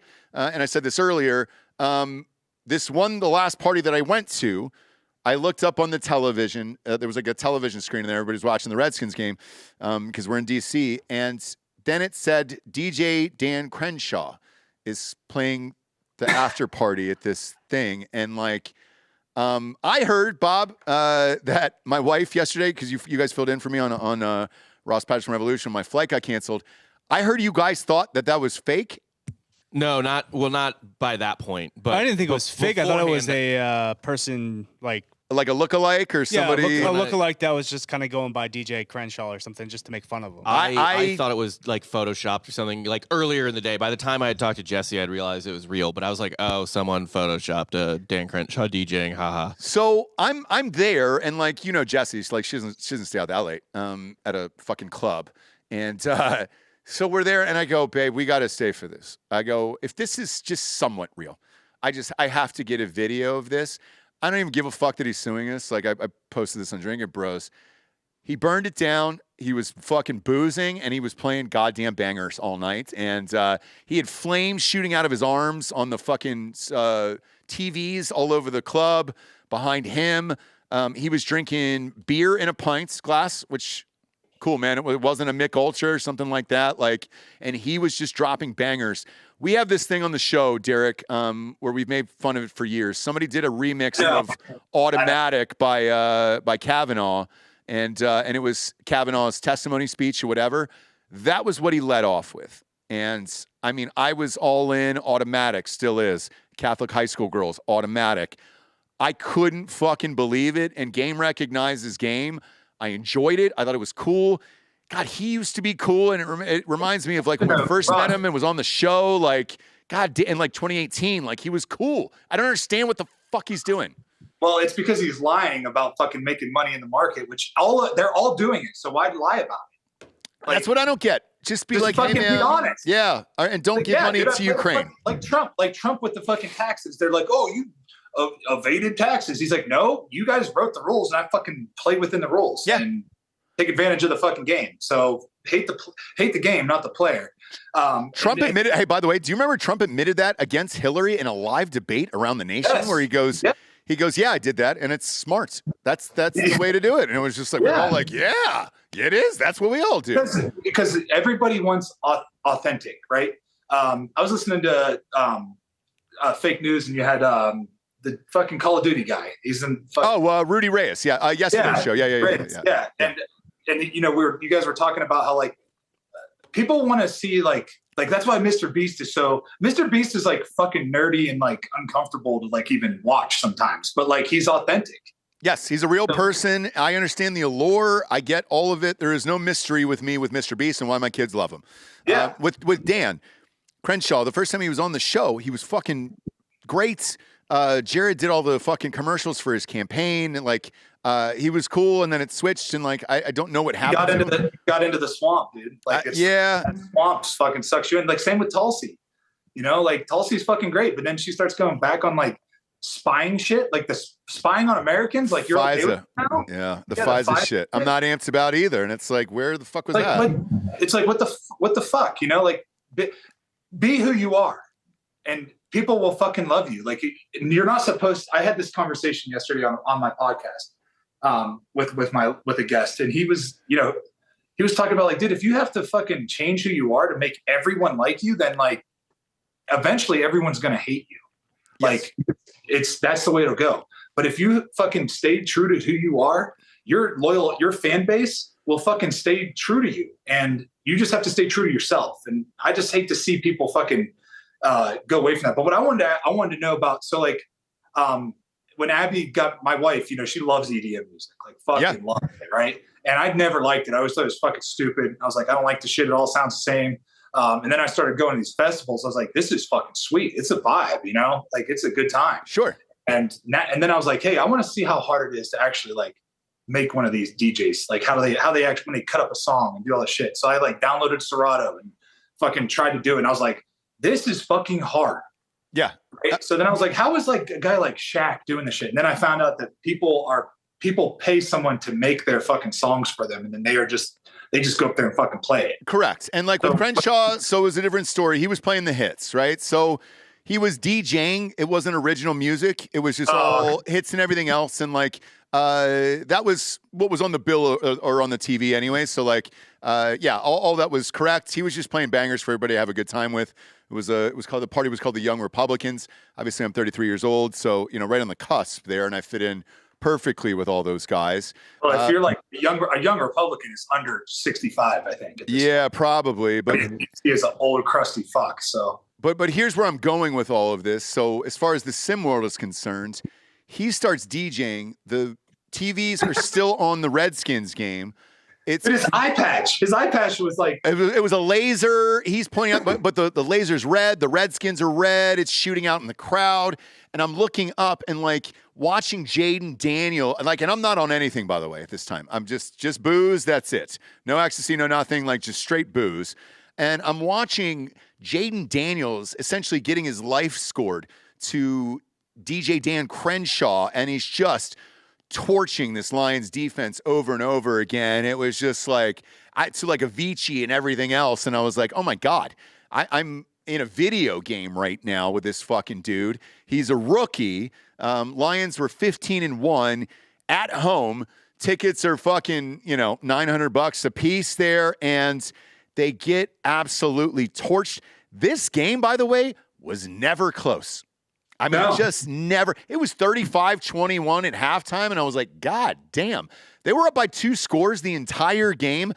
I lost bad on this. Like, I was all in on the Lions. I know they've had a lot of injuries on defense and all that other shit, but like they're still figuring it out. Like they still figured it out somehow. And then they just I did not expect them to get their ass beat like that. No, and the Redskins don't really have that great of a defense. So like they even scored 31, but to give up. Jared Goff still fucking went crazy with 313 yards, and Gibbs had 105 yards, and then fucking St. Brown had 137 yards. Like they still fucking played good. Their defense was just fucking exposed They got exposed on defense with all the injuries. But for a rookie quarterback on the road in that stadium, which is loud as shit, by the way, 300 yards, 2 touchdowns, a rating of 123 for a rookie. Look, if you didn't think he was rookie of the year before, it certainly won all the things now. He should be in MVP talks, league MVP talks. They don't do it. They do it in the regular season, and regular season to me, it's still Lamar Jackson, which we'll get to in a second. But rookie of the year for sure. And then Delco, this is the guy you called the biggest bust of the year at the draft show last year. Yeah, you did. Yeah. Remember? Well, I'm not wrong. I'm early. I mean, how good was RG3 his rookie year? RG3. Listen, RG3.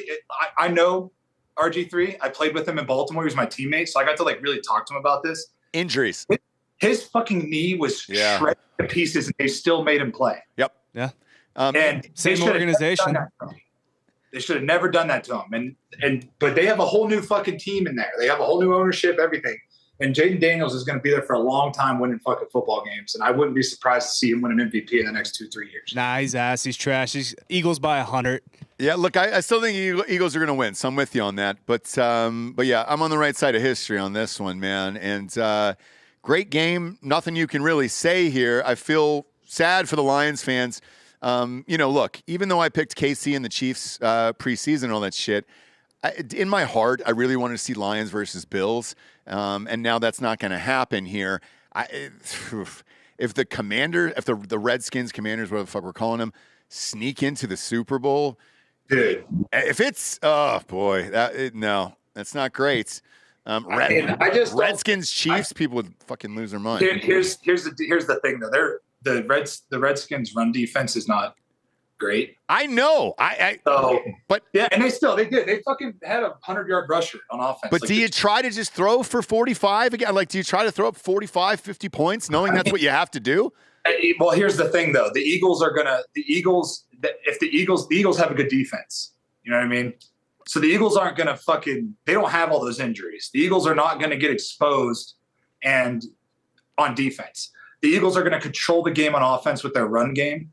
And then they're going to they're going to do their best to handle a rookie fucking quarterback from running all over the place and doing that. But so Stafford torched them, man. I mean, 325, 2 touchdowns, and like heavy snow up there. So it is possible. And look, if you don't have Saquon Barkley this year, oh yeah, I don't know that you even make a wild for card. sure. Saquon's honestly should win MVP. But I will say in the snow, it's just harder to defend receivers, right? They know where they're going. You make one wrong move, one wrong cut, you fall on your ass in the snow. yeah. And by the way, stock into that game. I hate snow games when your team's in it. by the way, even as to your point, yes, and you could anchor a double team and you just fucking you're like getting scooted like a sled because the snow is just slick. You're just sliding around everywhere, and you can't it's just like the luck of the draw. And quarterback drops back, and a fucking receiver busts wide open 80 yards down the fucking field. He just bombs it to him. the other thing too, by the way, Delco, to your point, is even as a playing DB, when it's snowing like that and you have to turn around, and the snow literally gets in your. I mean, you can't see the fucking ball, so like, I get it. It makes it easier to throw. You just have to have a quarterback like Stafford who can grip it, because that's the other thing too, is gripping that ball in the snow is very, very difficult. And then the receivers are all wearing those fucking gloves so they can catch anything. It doesn't matter.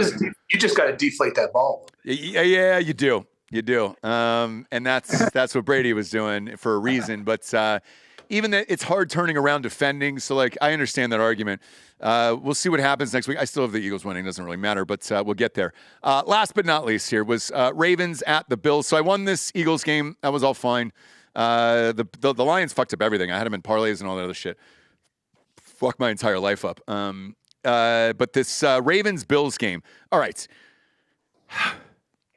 Finally picked the Ravens to win. I had 500 on the Ravens, -1. Lamar Jackson, I've said on the show before, I don't know why I didn't trust my gut on this one. He'll never win a Super Bowl. And to exactly what you said earlier, he just made so many fucking mistakes in this game, dude. He cost the team the game, and they were still close to winning at the end. He probably cost himself an MVP too. Do you think Josh Allen wins the MVP now because of this? The votes are in. It's a regular season already been voted on. Oh, so it's over. Yeah. All right, well, during the regular season, I think Lamar, he's got it. Okay, so if they do here and everything, yeah, if the votes are turned in, I got Lamar. Well, if we're going quarterback, I'm going fucking Joe Burrow, man. We need to just stop this bullshit about, their team made the playoffs, because Burrow dragged that dog shit team to an above 500 record with stats that are better than Allen's or Jackson. I agree, but they're going to look at the playoff thing, and it is what it is, man. So if the votes were turned in after the regular season's over, I think Lamar wins this. But yeah, as far as the most valuable player, if you're really looking at the actual phrase itself, it's Barkley. I don't know where the Eagles would be without this guy. I mean, Jesus Christ, 200 yards in that game. With the Ravens-Bills, man, look. He could have had more. Oh, he easily could have had more. He slid again. But with the Ravens-Bills, Josh Allen now and Lamar Jackson. So now Lamar Jackson goes yet another year without winning the Super Bowl. I don't know how long Derek Henry can keep up this pace of just killing people like this over and over again. He's 30 years old now. So it's like, dude, I don't know what this team is without Derek Henry either. So I know he's coming back next year and it's fine. And hopefully, he keeps playing as well as he has been. But is this guy ever going to win a Super Bowl, Lamar Jackson? I said no. I've said no for years on this show, and everybody thought I was an asshole. I mean, I don't know. He did better. He did better of not like getting in his own head in the wild card game. But it's like something about going up to Buffalo and playing in the fucking cold. He just he's in his head about it. He's in his fucking head about it. Cause like in 2020, we lost to the fucking, because Lamar, we held Josh Allen to almost under 200 yards of offense. Yeah. They still fucking beat us. And it's because our offense could not get going. And it's because Lamar kind of he gets like in his own head about it. And Lamar's, the great thing about Lamar is like the worst thing about Lamar, because Lamar takes all the responsibility like a true leader does. He doesn't point the finger. He doesn't blame anybody. He takes the blame. Yep. But he puts all that pressure on himself. and pressure is either felt or applied, right? So he allows himself to feel that pressure, but when he's like applying the pressure, you see it, and he fucking plays lights out. But when he gets in his own head, he tries to play safe and tries to play not to lose. That's what you're seeing. He's trying not to lose, and then you see him throw like a fucking wide open interception. Like, what are you throwing that fucking ball there for? You know, like you're putting your team in like terrible fucking position, and then the defense still played really good football. The Baltimore defense still played really good football, but they were kind of getting mushed around in the run game, which shocked me. That was weird. And then with so many turnovers like that, you're giving the opposing team, like, it's not like Allen had like a world-beating game. He had 127 yards passing, only 20 yards rushing in this thing.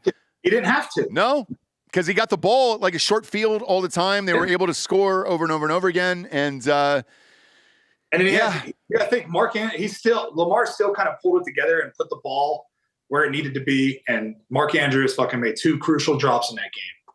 And that sucks because I know Mark really well, and he's a fucking awesome guy, and he works his ass off, and he's the kind of guy you want on your fucking team. And there's not another guy you would like when it comes to throwing the fucking ball to a guy. He's who you want to put the ball. Like, he doesn't usually drop the ball. He had some crucial drops this season, though. Yeah, he's getting older. I mean, look, he's getting older. I wasn't sure. That doesn't have anything to do with dropping the fucking football. That's just a lack of concentration, and the ball is slick and wet, and like. That's so like wearing gloves and shit when it's wet like that, those gloves, they're super sticky when it's dry. Yeah. Super sticky, right? But they get fucking wet, dude. And it's like, you might as well take them off because they're making it harder to catch the ball. Or you get another glove. A lot of people don't know this. A lot of fans, they don't know this, but there's another style of glove for wet games that it's leather on the hand here instead of that slick, sticky shit. I don't even know what the fuck it is, but it's super sticky. But there's like this leather glove. He should have switched his gloves. After that drop on the third down, which was huge third down to drop the ball on, he should have fucking got another pair of gloves or took his gloves off. Yep. And he didn't. And he fucking, he tried to catch the ball with his body and he fucking missed it. And it's just like, fuck, man, that was a touchdown. Like that changes the outcome of this game. And I don't know, man, because I don't think Josh Allen ever wins a Super Bowl either, honestly. Well, we'll get to it right now, I guess. Let's start with the first game up here Sunday. Last 2 games before the Super Bowl. First up, Redskins at the Eagles. This is Eagles -6.5. Derek, who you got? I'm taking the Eagles because but 6.5 fucking points, dude. It's a lot of points. But I think they're going to control the game they're going to control the shit out of the clock. Like, I think they go up like 14-0 pretty quick on them. And then they just kind of maintain that, they're going to be up by a touchdown the whole game, a touchdown or 10 points the whole game because they're going to control the clock. Like, every time they get the ball, it's going to be a fucking long drive. And then, Saquon's probably going to bust a couple big runs, and then, it's going to be that kind of game, like Jalen Hurts. If anything, Jalen Hurts is like a fucking liability at this point. I know. Boy, if they had a quarterback, man, I've said this for years on this show. Well, imagine if Jaden Daniels was on this team. I know. We do have a quarterback. His name is Tanner McKee. Is that? But do you want to see him in there for real? No. I mean, you got to take the good with the bad with Jalen Hurts. He is a little banged up right now, but I mean, in that first drive, right, he breaks. What's the injury, by the way? It was his leg. So okay, but they're not really saying. There's no specifics on it. They're very knee is what I heard. Close. Sounds like a hockey. That sounds like the hockey. Like, you know how hockey is with their lower body injury. Lower body injury. And that's not a concussion. They'll call it upper body injury. But I mean, he has the ability to be an X factor, right? Like that first drive, he breaks a 50-yard run. Like, there's not a lot of quarterbacks that have that ability to do that. Yeah, he's not the best passer, but he's like the definition of like a good enough quarterback. Yes, he's serviceable. And I think you got to play to his strengths here. I don't think they're going to have any problem with the Redskins. I think this was a fun story. But then also, if you're like A.J. Brown and you're talking shit on your own teammates and like you're saying, hey, give me the ball, when he throws you the ball, you need to catch the ball. You got to catch the goddamn ball. Yeah, I agree. But with this, man, I think the pressure – Jaden Daniels has been awesome all year. Rookie of the year for sure, all that other shit. It's just the pressure of this game on the road at Philly. Weather won't be a factor. It's going to be 40 and sunny. Regular season, Bo Nix had better numbers. I get it. But this moment is too big for a rookie quarterback. All that matters is the regular season. Yeah, has a rookie quarterback ever drove a team to the Super Bowl? No. What was the question? I'm sorry. Has a rookie quarterback ever taken a team to the Super Bowl in his first year? No. Brady's first year. Was he a rookie? No. Well, but he was the fill-in. Yeah, he was a fill-in. Drew Bledsoe played. That was not Brady's rookie year, I think. Okay. Well, but Bledsoe was not in very long. Brady took over very quick. This is a true rookie, though, who started from game one all the way to now and has taken his team to the NFC Championship. So, yeah, Brady did it year 2, and I believe the closest up until this point was, I think, Roethlisberger made the AFC Championship game as a rookie. Was Kurt Warner like a really old rookie? No, he had been rostered in other years. Okay. Yeah, he was bagging groceries in and out of the AFL and all that other shit. This is, to me, it's just the moment. I think this moment is too big. Philly's already been there, done it before. And I think they're going back to the Super Bowl. I'm fine with the 6.5. I'll also put this in a teaser as well. I'm not going to fuck with the over/under. I don't think. Check back into Drinkin Bros Sports. But right now, I think this straight up at 6.5 is fine, and I think the Eagles go back to the Super Bowl. Derek, you're taking that as well? Eagles in the Super Bowl? Yeah, for sure. I mean, Washington's not. They don't have the defense to stop this fucking run game. They just don't. I agree. It's gonna wear them down. And and then the Eagles have a way better defense than fucking the Lions have. The Lions are fucking decimated. They got fucking guys off the fucking street playing on the D line. So it's like, I just, and Philly's got like a fucking all pro fucking interior defense lineman with good pass rushers and shit and run stoppers. So I don't see Jaden Daniels being able to go off like he usually does. I agree. So I got the Eagles in the Super Bowl. I had them preseason. I got them now. I'm not wavering from that, and I'm taking the 6.5. Next up, Bills at Chiefs. Doesn't get any better than this. Primetime game, Taylor Swift, all the things. Taylor Swift v. Haley Steinfeld. Yes, that's right. The cutaways in this game, by the way, will draw in all the ladies. So this is a big one here. This is KC -2. Derek, who you got? Is this the year Josh Allen finally gets over the hump and beats Mahomes and goes to the Super Bowl? No, because of Taylor Swift. Yep. Yeah. And the Bills already beat the Chiefs once, and it's fucking hard to beat the same team twice. And it was in Buffalo. We all know how the Chiefs are in the regular season. They don't fucking care. And that was, truthfully, it was only a real loss of the year. Because they kind of needed a loss too. They needed to take an L. Derek, I have a question for you about your friend Travis Kelce.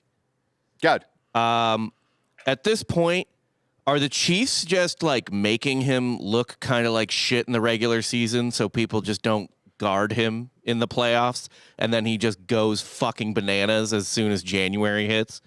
I mean, Andy Reid is a fucking genius, so maybe. He is. He's a fucking genius, dude. Like, that's something that Andy Reid would probably do. Right. Just be like, hey, Travis, look like dog shit. Travis is already a first ballot Hall of Famer. Yes. He's already he's already like a top 3 tight end of all time. Yep. Arguably the best tight end to ever play the fucking game.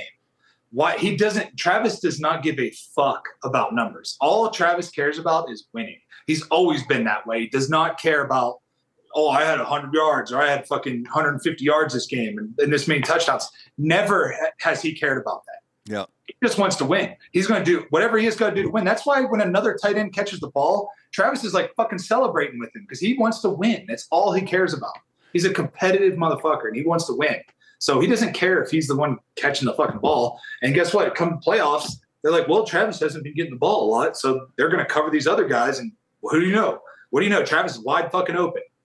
So across the middle, he's the guy in the middle. He's always going to be open. And to that point, Bob, I asked him when we were all hanging out together. And he said, man, it's exhausting. You know, they've been to the playoffs so much. Because I asked him about the 24-day layoff, and he said he was thankful for it. He goes, man, I can fucking sleep. I can catch up on sleep. I can be healthy again, everything else. You saw the game he had last week. He was fucking awesome. I think a guy like that who's a little older, because what is he, 35 now? Yeah, he's 35. 35. And you and I were joking around with him about, because you were saying, hey, dude, and remember in college, you used to do 360 dunks off the backboard. And he goes, man, you see me try to dunk that ball over the fucking field goal post? He's like, I can barely get up now. And then here was what the most telling thing was, Bob, for real. Like in the middle of this conversation amongst two best friends, Derek goes, hey, man, do you think you're going to win a third Super Bowl? And he goes, abso-fucking-lutely. And he did not hesitate to say that. Like, he is a winner. He wants to fucking win. And, like, there was zero hesitation in that. And, like, he was dead fucking serious about it. And I think that just kicks in for these fucking games. That's what makes him so great in these goddamn things. And I just don't see them beating Mahomes and Kelsey and all this other stuff. And for Josh Allen, by the way, how many fucking years has this been? Are we going on 7, 8 years now that Allen's had to go up against Mahomes for the fucking Super Bowl? Like that's the road to. It's just like when Brady was at New England, dude. The road to the Super Bowl, you had to beat the fucking Patriots. Like for us, it was always like, okay, you're gonna have to beat Pittsburgh and you're gonna have to beat the fucking Patriots. Those are the two fucking teams because Roethlisberger always fucking finds a way to get there. Yep. Beat those two teams to get to the Super Bowl. And that's why when we played the fucking Panthers, dude, it was like, fuck Cam Newton. This guy's a pussy. Like, we're going to take his fucking heart and his soul away, and then he's going to give up. And he did. And with this point spread, by the way, at -2, I think this is absolutely perfect and where it needs to be. Perfect. You know why? It's going to be that kind of game. Chiefs are going to get the ball back with, I'm going to go ahead and just say 1 minute and 12 seconds left. All right, I'm going to go ahead and give you the exact time code. That's way too much time, too. Way too much time. They're going to get the ball back with 1 minute and 12 seconds left. Mahomes will get a call. He'll get a 15-yard sprint to fake to go out of bounds, get a few extra yards. Butker will kick the game winner to send them to the Super Bowl. They will finally cover the spread by 1 fucking point, and the Chiefs win by a goddamn field goal in this game, and it's Chiefs versus Eagles yet again. Well, here's what'll happen too: is the Bills will be watching their defensive coach will tell them like, hey, they're calling everything on Mahomes. So like, if he looks like he's going to go down, don't fucking dive over him, do any of that shit. And Mahomes knows that. Yep. So he's going to use that to his advantage. And Mahomes is going to use his legs more than you think in this game. Watch. He's going to use his fucking legs to get these first downs on that last drive and on these like drives where like they need to extend it. And he's going to have these like 10, 12-minute drives that take fucking forever. It takes up a whole quarter of football, and he keeps Josh Allen off the field. That's going to be the game plan. The Chiefs have a fucking good defense, like a really good defense. Excellent defense. With Carl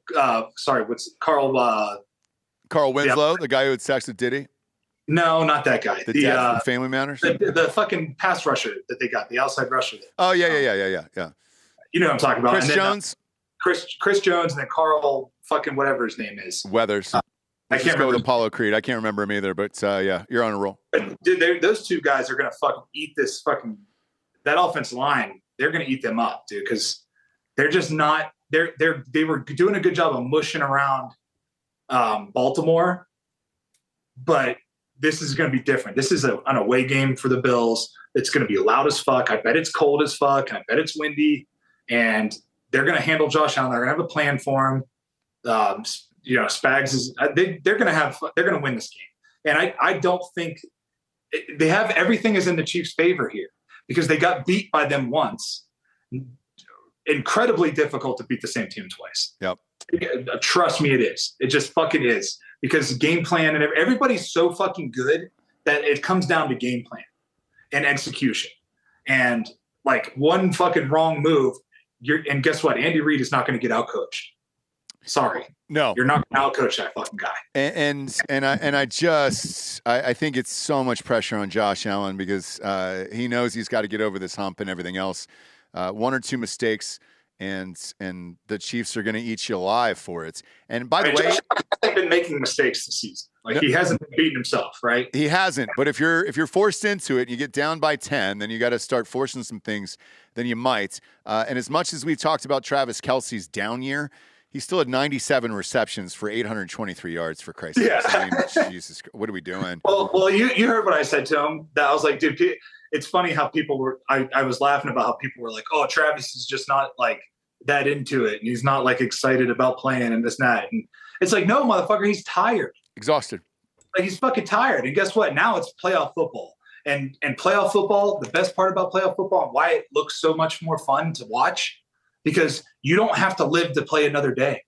Like, you don't have to fucking save yourself for fucking 10 more games or whatever. Like, you fucking can let it all out, and you can play as hard as you fucking can. That's where you'll see Travis, where like he'll catch the ball and do like a fucking basketball turn, and you'll see him go down sometimes. In the playoffs, he won't go down.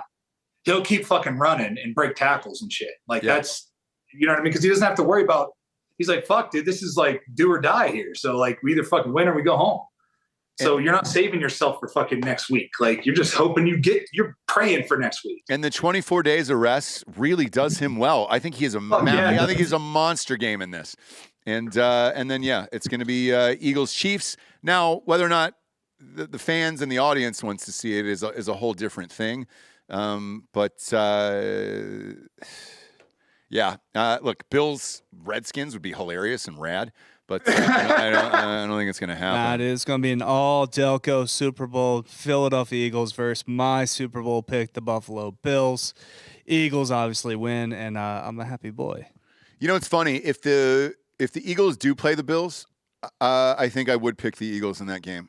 They've been there. They know what it's like, at least. And they were one drive away from winning a Super Bowl. And they were up at halftime by 10. So, I would pick the Eagles over the Bills if that's what it is.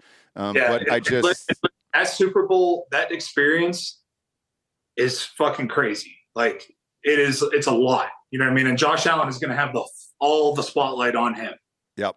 You know what I mean? And they like to fucking paint him as like he's just a rancher from fucking Central California, whatever. Like, you know what I mean? Like, and he is a small town guy from fucking California, and it's going to be a huge moment. And it's like the media day is like a fucking shit show, you know? And it's just so, you've seen it, you know what it's like. Yeah. It's fucking crazy, man. And as a player, dude, it's like, I just want to fucking play football. Like, and it's hard to stay focused on and keeping the main thing, because you got all this other shit going on around you, and you just want to go to practice and come back and hang out. And like, you don't want to do all the other bullshit, but you have to. And that's where like a team that's been there before knows how to understand, knows how to do it. And I don't see the Bills being able to fucking do it if they get there. Like, but the Chiefs are going to fucking go, and they're going to win the Super Bowl again. And you're going to see a three-peat. That's just the world we live in. Taylor Swift, it's like fucking everything they want. It's everything that the TV companies, the media companies want. I think Josh Allen gets a lot of like notoriety. He's pretty famous. He is. And by the way, Bill's not Taylor Swift famous. He's not Taylor Swift famous, but Bill he's still very famous. It's not even Travis Kelce famous. But Bill's Eagles would also be a blast. And so like I don't know that KC Eagles again would move the needle here. Besides, you know, obviously Taylor Swift. I don't want to fucking go against the refs again. You don't, but guess what? There's a ton of fucking 14-year-old girls losing their fucking mind to see Taylor Swift at a fucking game. And I am one of them. Go Chiefs. Yeah, but you don't want to see Haley in the stands? Kendrick Lamar is the halftime show. He did a song with Taylor Swift. Could she pop out for that? Like speculation, all that other shit. It seems like it's time for Josh Allen, though. He's going to get a ring at some point in his life. He's 28. He just got engaged to a fairly famous woman. That's the ring he's getting. He's not getting another one besides that wedding ring. She's not Taylor Swift famous. I know. She's not. And she was in True Grit. The NFL. He's not even Travis Kelce. People were, listen, before Taylor, Travis was still famous as fuck. Like, he was a famous fuck. He did Saturday Night Live before Taylor. So, like, now that him and Taylor together, it's like this fucking super couple. And then Brittany and fucking Patrick, like, I mean, it's a fucking big deal, man. It's a lot of fucking eyes watching They want to see the fucking Chiefs in the Super Bowl. It is. And The league wants the Chiefs in the Super Bowl because they are going to drive the most traffic. yes. And if it comes down to one drive, They don't want a bunch of drunk fucking who's getting the calls. They don't want a bunch of drunk fucking white trash dudes jumping through tables and shit. You know, they want fucking Taylor Swift buying merchandise. In New Orleans, it'd be great if there's a bunch of people jumping through tables. Hey, we all agree. All right, we all want the same goddamn thing. We all wanted Bills Lions. Unfortunately, that's not how life works. Well, nobody wants the Lions. Come on. We all did. Lions Bills would have been a fucking dream, dude. Two dirtbag fan bases, dude, out dirtbagging each other on fucking Bourbon Street because it's in New Orleans this year. Yeah, I was all in on that. That would have been fucking rad, dude. But instead, we're gonna get the same game we had last year, the last 2 years, whatever the fuck it's been. So it is what it is. Yes, I'm with you, Derek. Taylor Swift for the win. He's gonna get the call in the last drive, and that's all that matters. That's all that matters. Travis is gonna get the fucking the first. He's gonna catch the first down that puts him in field goal range. Yep. And Bucker's can come out there and kick it. And that's it. Game over. 27-yard field goal. And Bucker's wife is praying that he makes it so she doesn't get beat. Yeah. Because, and she won't even be there. She'll be in the kitchen making him dinner because he's got to go home after that. Or churning butter. It's not churning butter, making sourdough. Fuck yeah, dude. Watching Handmaid's Tale, like really living her life, dude, on Hulu. I understand that. Appreciate you tuning in, kids. Go to iTunes, rate the show a 5-star and leave a quick review. Also, head on over to Spotify, just a 5-star, and you can walk away. For Derek Wolfe, I'm Ross Patterson. This is the NFL Divisional Championship Prediction Show. Conference Championship. God damn it. Conference Championship. Whatever, man. Fuck off. All right. Good night, everyone.